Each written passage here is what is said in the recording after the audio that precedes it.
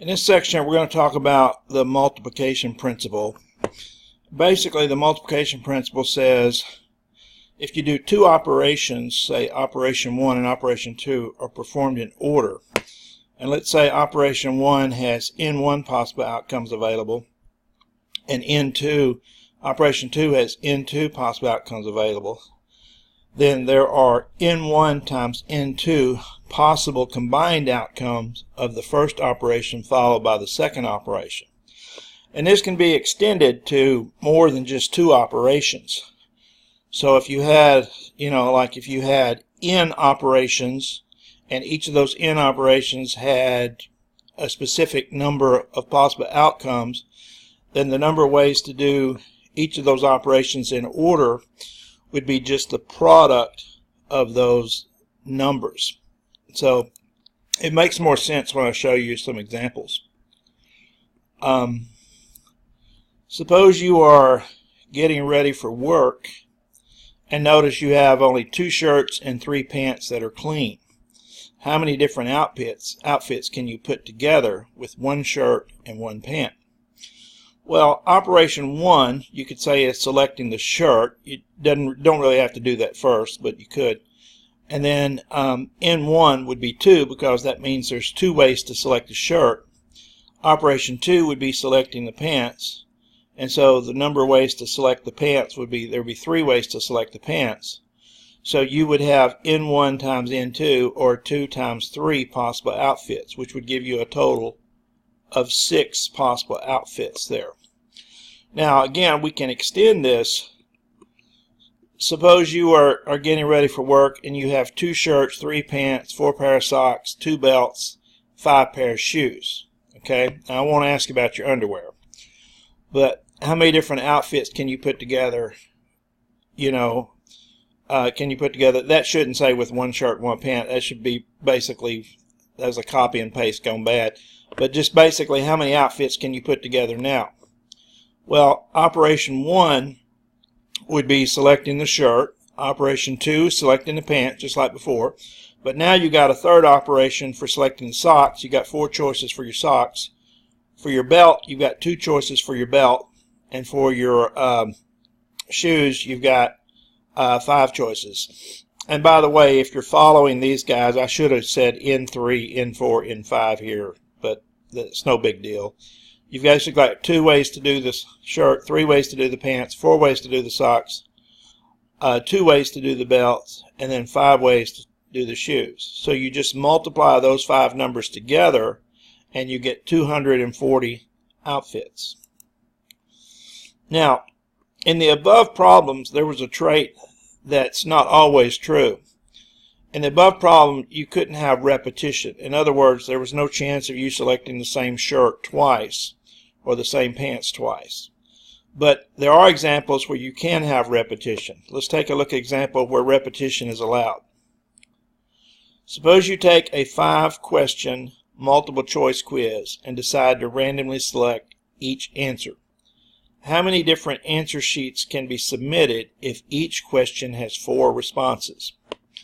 Well, in this example, your answers could be repeated, right? So you could certainly turn in A, B, B, B for your answer sheet. You could even turn in A if you wanted to. Well, this problem allows repetition, and each of the 5 questions represents an operation. And each of these operations has 4 choices. So you can, how many ways can you answer the first question? 4. How many ways can you answer the second question? 4. Third question, you can answer it 4 ways. The fourth question, you can answer 4 ways. And the 5th question, you can answer 4 ways. So basically, the total number of answer sheets you could turn in would be 4 times 4 times 4 times 4 times 4, or 4 to the 5th, which is 1,024 possible answer sheets.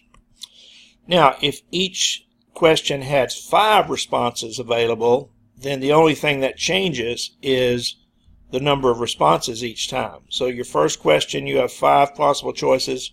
Your second question, you have 5 choices. Third question, 5 choices. Fourth question, 5 choices. 5th question, 5 choices. So in this case, it would be 5 to the 5th. So 3,125 possible answer sheets. Now, just think about if this were 10 questions. then you would have 4 to the 10th or 5 to the 10th, depending on which one of these, which type of questions you had here. So if you do 4 to the 10th or 5 to the 10th in your calculator, you'll see that there's a huge, those are huge numbers. So the chances of you guessing and making a perfect score certainly would be very minimal. Okay, now let me just talk a little bit about a tree diagram. A tree diagram is just a visual representation. So go back to the problem earlier where I had 2 shirts and 3 pair of pants. So if we choose our shirt, we could choose shirt 1 or shirt 2. But let's say we chose shirt 1. Well, if we choose shirt 1, then we could choose pant 1, pant 2, or pant 3. Or if we choose shirt 2, we could use shirt 2 with pant 1, pant 2, pant 3. So you can see the 6 outfits: shirt 1 with pant 1, shirt 1 with pant 2, shirt 1 with pant 3, shirt 2 with pant 1, shirt 2 with pant 2, shirt 2 with pant 3. So you can see the 6 outfits we got before. Alright, now let's go back to the multiple choice question I was talking about. Now let's say this first level of branches represents your first answer, the answer to your first question. Well, then you could choose A, B, C, or D.